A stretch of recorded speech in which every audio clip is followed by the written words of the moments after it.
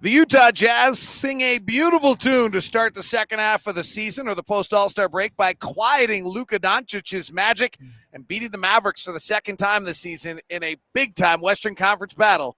We're talking about it coming up on POSTCAST.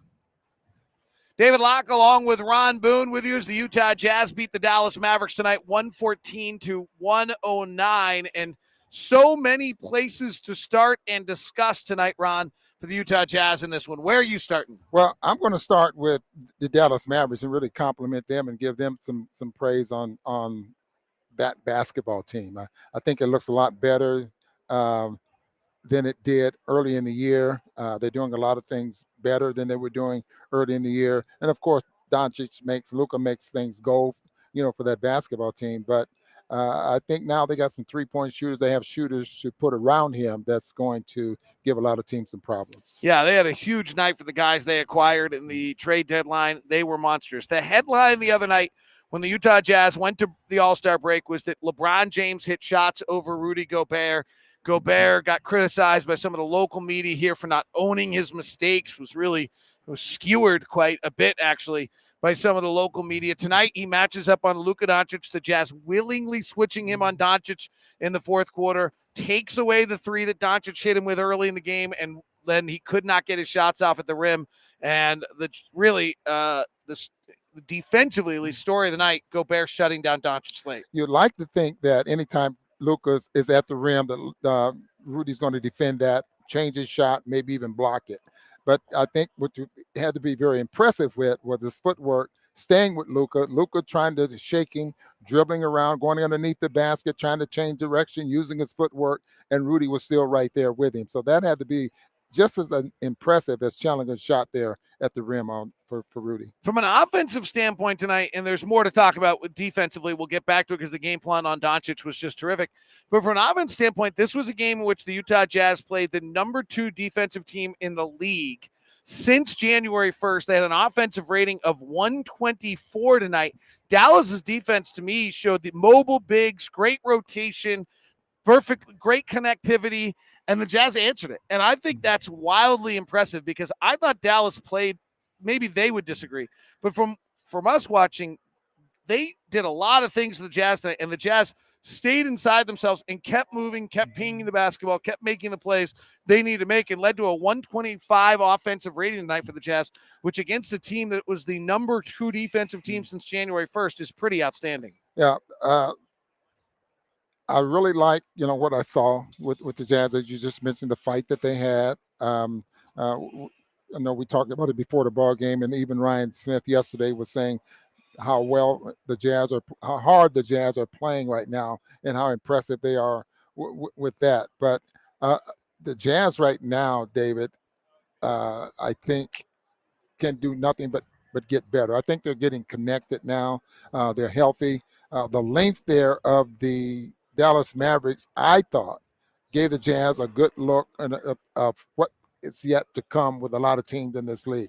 That's what they're going to have to go up against offensively, is the length of all of those players. You mentioned before the ball game, you went down the line of the height of this basketball team, how long they are and how big they can play.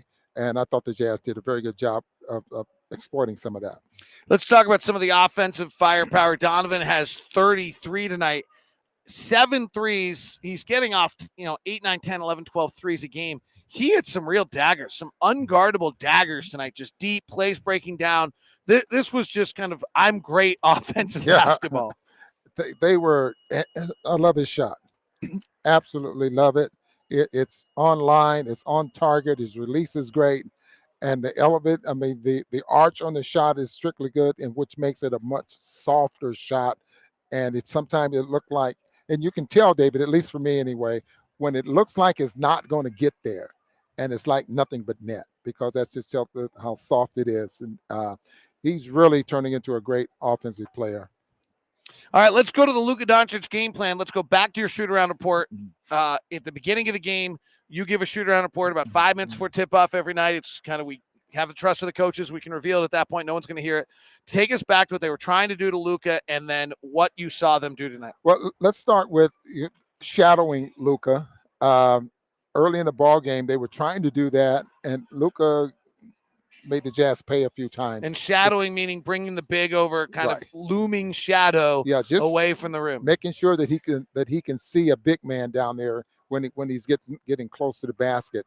And he made the Jazz pay because of some of his nice passing, being able to pass over the top of the defense, and then catching Powell coming to the basket. And that was the reason he had so many dunks. But the game plan is to make sure that try to keep him going to his right. Did not want to let him go to his left. He's so good at shooting the three-point shot going to his left. So they were trying to make sure they did that, which was very, very important. Making him see bodies, and it was a game plan that really worked. And I forgot what the other one was now, but so force him right, make him play fast, right, get him in a crowd, speed him up. Yeah, don't let him shoot threes, which he eventually gets about 8 or 9 off, but not excessive. Don't let him go to the free throw line. He only got 4 free throws tonight. They really execute it well. And then the interesting twist on it is late. Ron's talking about the Powell plays and the problems that happened. So the answer to that late was the Jazz switched Gobert onto Doncic, and then Rudy shut down Doncic in those one-on-one plays a lot. Craig Bolerjack. Hello, everyone. Nice to see you. Sort of walked through. That's all right. You're always welcome. Almost like a shower. Well, and clothes on. But other than that, it's a lot like a shower. That was a really weird reference from Craig Bolerjack right there. For all of you on the show that got that, like, you can just know that you were a part of that moment that we'll all wonder about just a little bit. Sure. So throughout this ball game, and I was looking there a few minutes ago, David, how important is keeping teams off the free throw line? In particularly a guy like Doncic, who's so good at drawing, baiting, that kind of guys in the fouls, and only 8 free throws because of a jump shot shooting team more so than Donovan drives to the basket, and Rudy gets fouled because he's, the pick and roll and that type of thing. But the Jazz get to the free throw line 22 times, and 82% from the free throw line is absolutely good. Well, the Jazz are the best team in the league at getting to the line, and the second best team in the league at the second best team in the league at getting the line, and the best team in the league at keeping you off the line based on field goal attempts. So really, that is an area of this team where they're much stronger than I think people realize. Rob, on my podcast today, I'm Locked on Jazz, I made the comment there were 4 things we're playing for in the final 24 games. Mm-hmm. One was to find a new rotation. I don't think we found it. The bridge lineup was not very good tonight. I don't think statistically I'll have to go look and see it, but that's my instinct, just feeling it. Number 2 was dealing with switching defenses and dealing with keeping Rudy in the middle of the paint when teams are spread out 5. That's the same thing we've been dealing with all year. Number 3 was health, number 3 was some mental fortitude wins. The exact opposite of what we saw in LA. A team takes a 10-0 run against us, and instead of kind of wilting and letting them get away with it, we come back and re-own the game. Does this count tonight as that? It definitely does, and I'll tell you why, David, because you remember in LA when the Jazz were starting to lose the momentum, and you and I talked about momentum during the course of the basketball game, well, in that fourth quarter and even after. They started to lose the momentum of the basketball game. And so when they did that, they start playing isolation basketball, one-on-one. We didn't see a lot of that tonight, which I think is very, very important going forward with this team. Also, yesterday in practice, they worked on transition offense, pushing the ball up the floor. And I would love to see a little bit more of that. I thought in that fourth quarter, there was 2 possessions that the Jazz pushed the ball, really raced the ball up the floor. And one time it was Mike Conley that did it. And I think Royce O'Neal may have ended up with a layup or something like that. Someone ended up with a layup because of that.